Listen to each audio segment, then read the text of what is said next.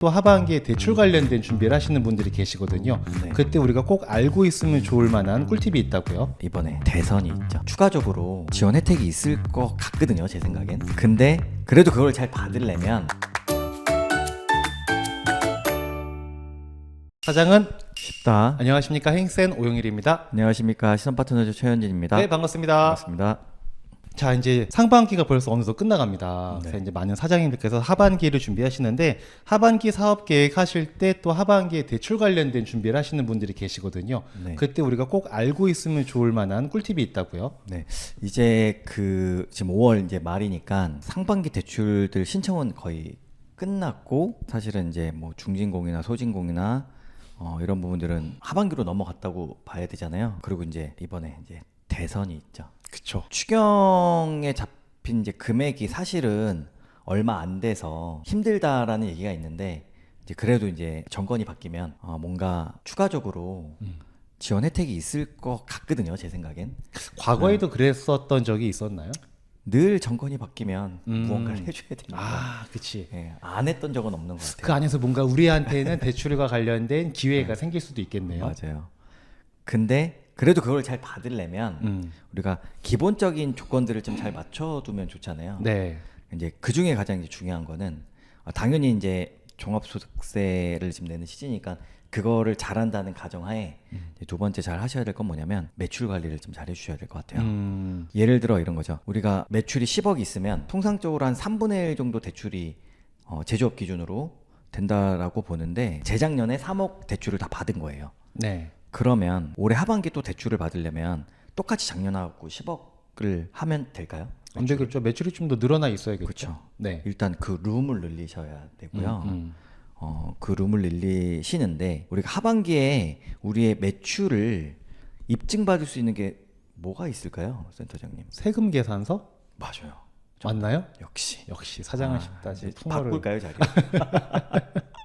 네. 네. 그래서 7월에 부가세 신고하시잖아요. 네. 부가세 신고하기 전에 우리 23년도 대비, 뭐 네. 4년도 대비 다 계산해서 상반기 매출이 그때보다는 상승해 있어야 돼요. 예를 들어서 24년도 상반기에 매출을 연 뭐 10억이라고 아까 얘기를 했으니까, 그러면 상반기 5억이잖아요. 네. 5억보다 우리 사업 계획이 대출이 필요하다라고 하면 7억, 8억, 뭐 10억 이렇게 돼 있어야 룸이 늘어난 거잖아요. 6월까지 부가세 신고할 수 있는 게 준비가 네. 된 게. 아, 근데 항상 이런 얘기 들으면 매출을 늘리고 싶지. 매출을 안 늘리고 싶은 사람이 답답한 소리 하시네, 정말. 이런 얘기 하실 것 같아. 맞아요. 아니, 어떻게 늘리냐. 내가 늘리고 싶다고 늘리냐. 이제 그 방법은 사실은 네. 저는 이제 업체들 다니면서 매달 뭐 매출이 어떻게 늘어가고 있는지, 매출 늘리기 위해서 어떤 방법들을 활용해야 되는지 얘기를 드리는데, 네, 상황에 맞게. 네, 매번 드리는데 사실은 갑자기 늘리라고 하면 쉽지는 않아요. 그쵸. 근데 예를 들어서 원래 꾸준히 매출을 하는 업체들이 있잖아요. 뭐 네. 월별로. 네. 그런 업체들은 예를 들어서 상대방한테 가서 네.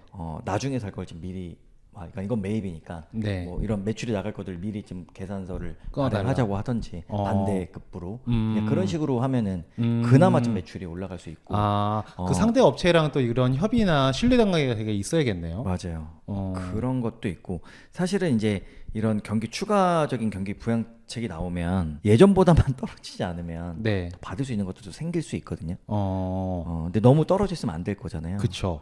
그럼 작년보다는 얼추 맞춰야 되니까 네, 그런 네. 부분이라도 이렇게 기존에 이렇게 해서 맞추시면 음. 유리하지 않을까 네, 생각이 들거든요. 하긴 매출을 늘려야 된다고 해서 늘리고 싶다고 늘릴 수 있는 거면은 누가 매출을 못 늘리겠냐마는 네. 우리가 어떤 대출을 활용하는 데 있어서 기준치를 넘어가는 뭔가 그 지점이 필요한데 네. 그래도 사업을 제대로 하시는 분들이라면 그런 기준치를 살짝 넘어가서 대출의 기회를 여는 정도의 매출은 네. 거래처와 협의하면 어느 정도 가능한 부분이 많이 있더라. 현실에서 많이 보신 거죠, 그럼? 원래 실제로 매출을 해야 되는 거면 네. 미리 가서 얘기해서 그 정도는 협의할 수 있잖아요. 꾸준히 그쵸. 거래하는 곳이니까. 이사님도 나 계산서 좀 미리 끊어주시면 안 돼요? 뭐 거래하는 거 있으면 끊는 가능하죠. 좋습니다. 네, 이게 가공이면은 문제가 되겠지만 네. 실제로 우리가 계속 매출을 하던 업장이었으면 네네. 협의는 좀 가능. 근데 계산서 끊었다가 이게 네. 45일인가요? 그 안에 취소할 네. 수 있잖아요. 그렇게 하면은 이거는 가공으로 문제가 되는 건가요? 취소했으니까 안 할 거니까 가능은 하겠죠. 근데 우리가 네. 부가세 신고는 다 했어.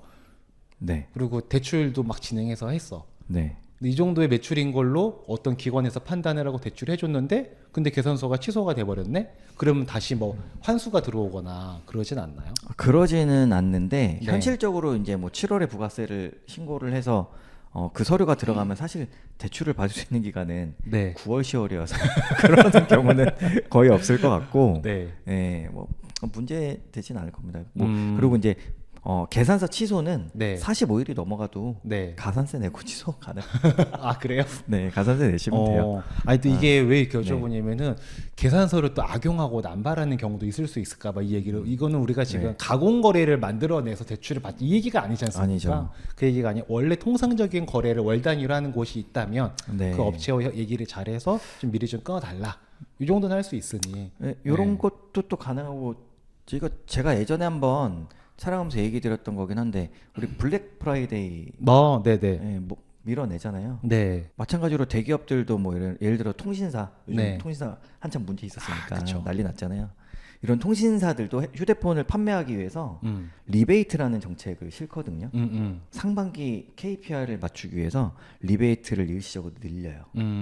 그러면 훨씬 더 많이 팔리거든요. 그쵸. 네, 그리고 물건값을 일시적으로 내려요. 그래서 그래서 팔면 매출이 그렇죠. 늘죠. 이익은 뭐 안 낼 수 있겠지만 네. 일단 매출을 늘리는 게 목적이니 우리가 가격을 또 이런 식으로 책정을 해가지고 네. 밀어내기 전략을 또 쓸 수도 있는 거고. 네, 뭐 재고가 있으면 팔고 사업 계획을 맞춰야 되니까 그게 우선이니까 네. 그런 식으로 이제 사업 전략을 펴셔야 그래야 다음 사업 계획을 맞출 수 있는 거니까 그쵸. 그런 부분을 꼭 맞춰보시면 좋을 것 맞아요. 같습니다. 그러니까 이사님이랑 얘기하다 보면 우리가 보통 사업이라 그러면은 좋은 상품과 제품과 서비스를 잘 만들어서 판다가 사업의 끝이 아니라 이런 네. 여러 가지 전략들을 구사할 줄 아는 거가 되게 중요하다라는 생각이 항상 많이 들더라고요. 자, 아마 하반기에 또 대출이 필요하셔서 지금부터 머리 싸매면서 알아보고자 하시는 분들이 많이 계실 거거든요. 그러면 또 저희 사장은 쉽다 채널 보시고 연락 주시면 저희 행사에서 또 최 이사님께 간단한 전화 상담 정도는 코멘트 받으시는 거는 무료로 할 수 있도록 도와드리고 있으니까 그렇게 저희들을 활용하시면 되겠습니다. 자, 오늘 영상 이 정도로 정리하도록 하겠습니다. 감사합니다. 감사합니다.